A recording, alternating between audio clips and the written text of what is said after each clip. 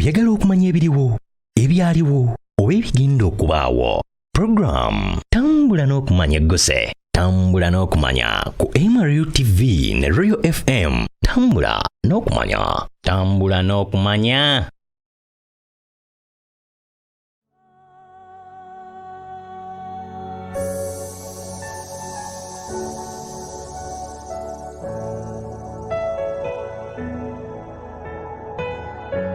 Olwaleero tukuleetedde amaziika ag'abadde pulezidenti w'e Tanzania John Pombe Magufuli.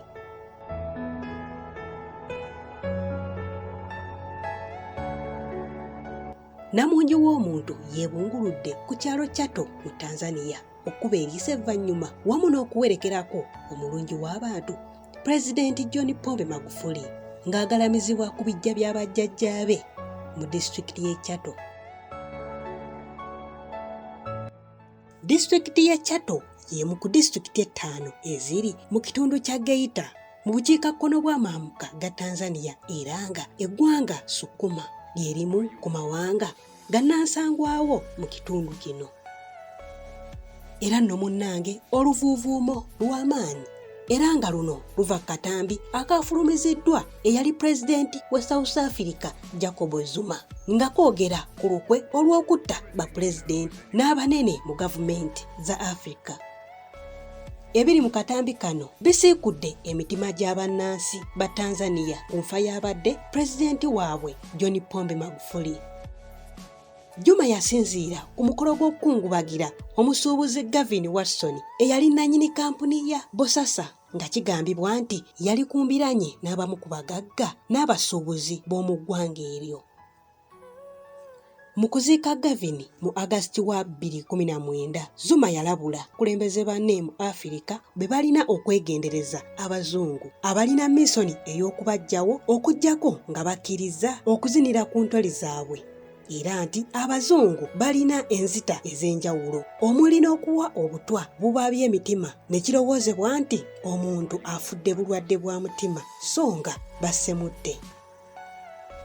Zuma mu kwogera kwe yagamba nti mwennyamivu olw'engeri bannaabwe gye babadde bafaamu ennaku zino ng'enfa yaabwe yeekuusa ku bitongole by'abambega eby'amawanga ag'amaanyi. Yayongerako n'agamba nti beetaaga okusala amagezi okukola ebintu mu ngeri endala oba si ekyo okufa omu ku omu mu ngeri ez'enjawulo. Yayongerayo nti basobola n'okufuula nti ofudde mutima so nga munnange si kyekikusse.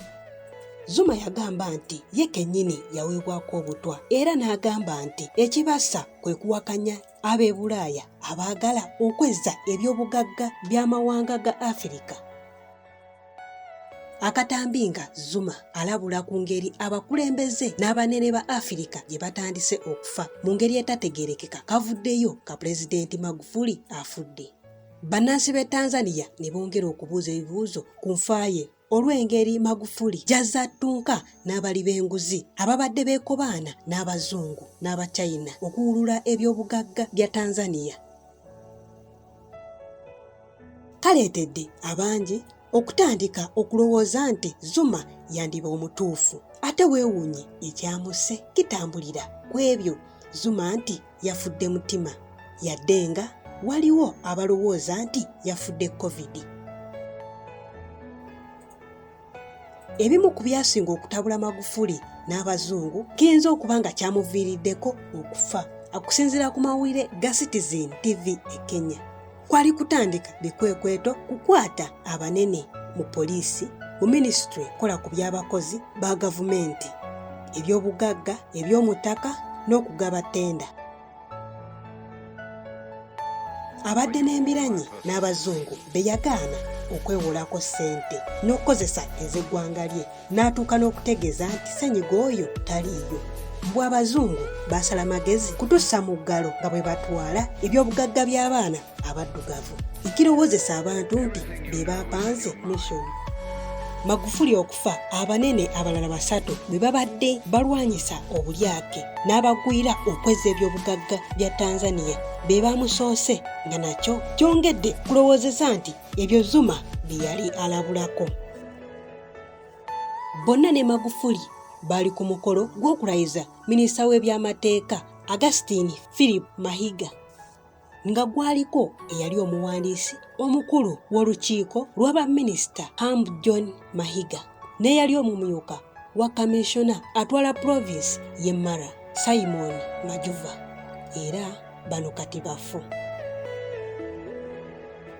Awo nno we watandikira ebibuuzo nti oba kyali kigenderere nga misoni eyabajjawo yatandika ku olwo okusinziira ku mawulire ga The Standard Egg eya Kenya. Bino nno bye bitonotono ebikwata ku Gavin Watson, Zuma gwe yazuulirako olukwe olw'okutta abanene mu Afirika. Ono nno ye yali akulira ekitongole ekya African Global Operation ekivunaanyizibwa ku by'obuweereza bwa gavumenti ye South Africa naddala okulabirira abasibe mu ggwanga lyabwe. Gavin yakwatagana ne bannabyabufuzi ba ANC ne bakola ddiiro ezaalimu obukadde bwa $2 eza South Africa bwe buwumbi 12 mu za Amerika, obukadde $918 n'emitwalo 8 wakati w'omwaka 2003 ne 2018. Watson ekitongole yakigula ne kifuuka kike ng'olwo abanene mu gavumenti basiba beetawulira we okumulyako enguzi nga bwe gwali ng'abanene bakozesa okukiyisizaamu ssente okuva mu mwaka gwa 1981 nga ne Nelson Mandela akyali mu kkomera okulwanyisa abazungu. Watson yali akeera mu kakiiko k'ekitongole ky'ebyemisolo awa obujulizi ku nguzi efumbekedde ku bakozi ba gavumenti abaamulemerangako okubawa ttenda z'ebintu ebirina okugulwa ku lwa gavumenti. N'afiira mu kabenje okumpi n'ekisaawe ky'ennyonyi Tambo International Airport. Alipoota ku nfa ye eteeberezebwa okuba nga yapangibwa bupangibwa tefulumanga.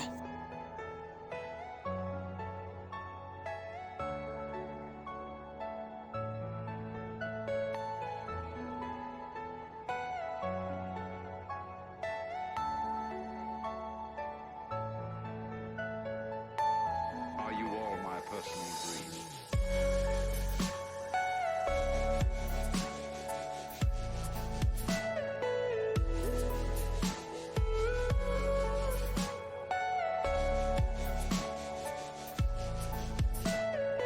Everything you know is in your mind.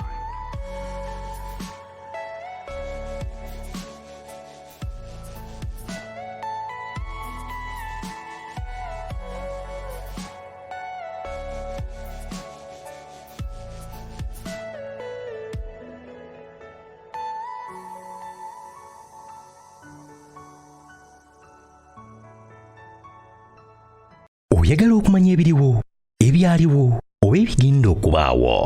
Program Tambula n'okumanya eggose. Tambula n'okumanya ku Amaru TV ne Royal FM. Tambula n'okumanya. Tambula n'okumanya.